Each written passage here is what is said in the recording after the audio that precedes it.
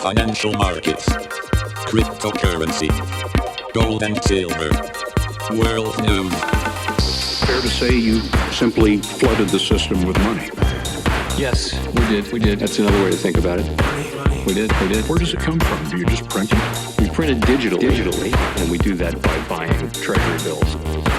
That actually increases the money supply. Financial Turmoil Explained.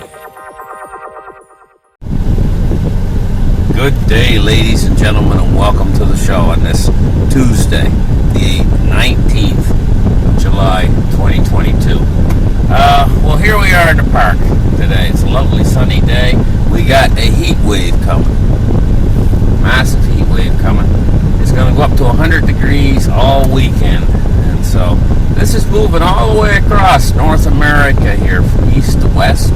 No, actually from west to east. It's moving. Not from east to west. It's moving from west to east. But we're not the only place. You go over to Great Britain today. The United Kingdom is experiencing heat like they've never experienced before in the history of the United Kingdom. The old high of highs was like 100 degrees. They're going to go up to like 104 degrees Fahrenheit today.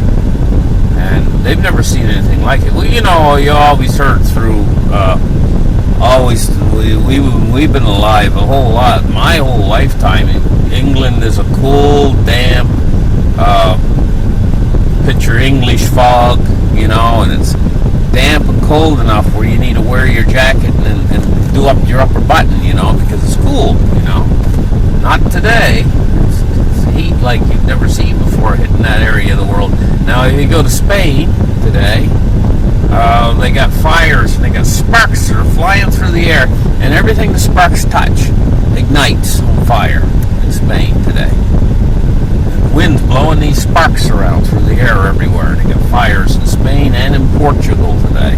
So they're suffering through an awful lot of tremendous, not just heat, but heat and sparks and flames and everything else, and all through that region.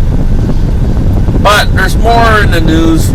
Right now, there's a great financial crisis that is like a spark that's starting to grow and starting to burn.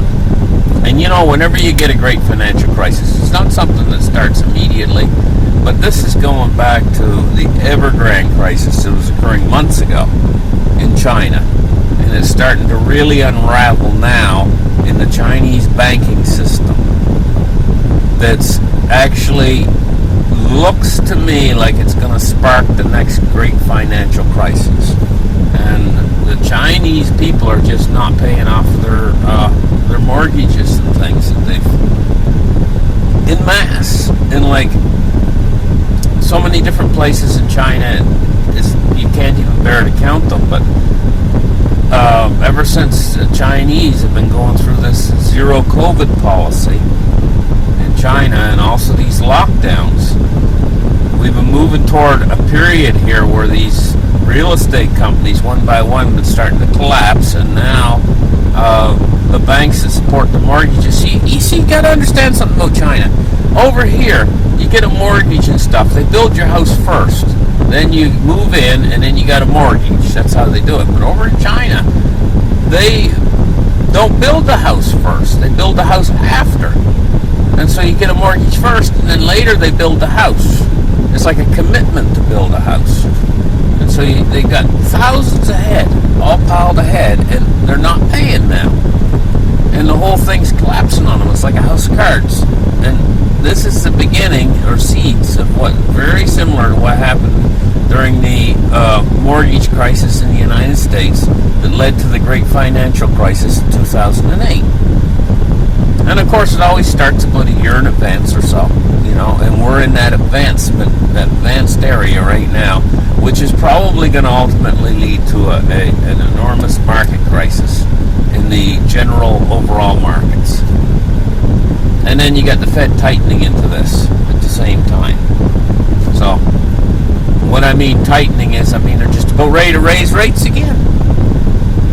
So, we're going to have to suffer through this period in time that is going to very possibly look like the Great Depression of the 1920s. I mean, this thing could actually turn down to the point where we are actually seeing a deflationary rather than anything that's inflationary. We could be entering into a deflationary spot, the front edge of a deflationary spiral. It could be very hard. It could take a tremendous amount of money to try to stop it, and perhaps they're not even going to be able to have the success of printing enough money to be able to stop us from deflating. Heaven forbid. Talk about hard times to live through, and talk about hard to predict as well. So, I mean, this is the first time on my show in years I've been actually talking deflation rather than hyperinflation at this point in time. And what's interesting about this is, if you guys been watching, you'll know that normally I'm always talking about hyperinflation, prices going up. And what's interesting about this is right now we're experiencing the inflation that we didn't have when I was talking about hyperinflation. So I was talking about hyperinflation. We had zero inflation. Now we got tremendous inflation, like 10%, and now I'm talking about deflation. You think that's a little bit unusual? But that's because things are turning downwards so quickly within the core of the financial system. So keeping my eye on it for you guys. I've had a lot of problems in the last week or two with my channel. If you guys out there been noticing. And so my pet pictures has been on hold. You know, I meant to do that, but my computer is just basically shut down. I'm having to operate on my phone right now, but I got a new computer coming from Amazon. It's not brand new.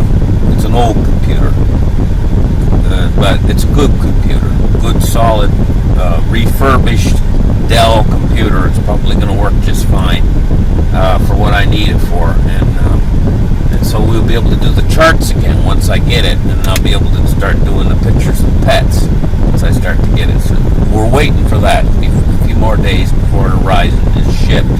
You know, I think it's already shipped right now, and it's in process of being brought to where we're at, so we can get started on this. So everything's going good. We got a nice sunny day, but we do have some heat. We got a heat wave coming, guys, so prepare for it. You might want to go and get some bottled water stocked ahead for yourself, because you don't know what's going to happen.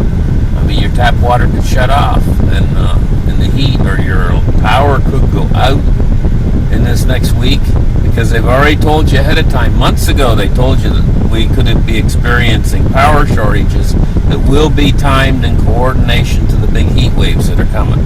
And now the big heat waves are coming. And so we just could see a blanket outage. The whole area could go down for days with no power.